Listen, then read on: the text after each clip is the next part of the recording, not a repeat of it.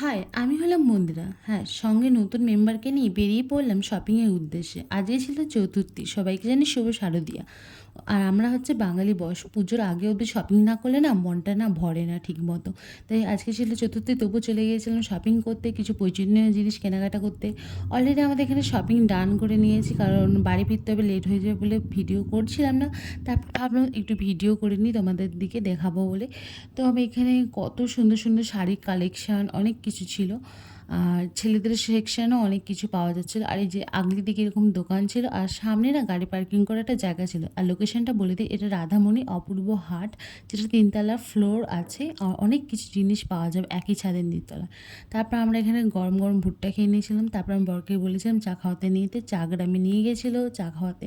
তারপর এখানে কী কী নিয়েছি দেখো, এটা একটা টপ নিয়েছি, একটা নিয়েছি হচ্ছে ট্রাউজার জিন্স প্যান্ট, আর নিয়েছিলাম লং ড্রেস, আর একটা নিয়েছিলাম বাচ্চার একটা ছোট্ট ফ্রক জামা। আর ভিডিও কেমন লাগলে লাইক শেয়ার কমেন্ট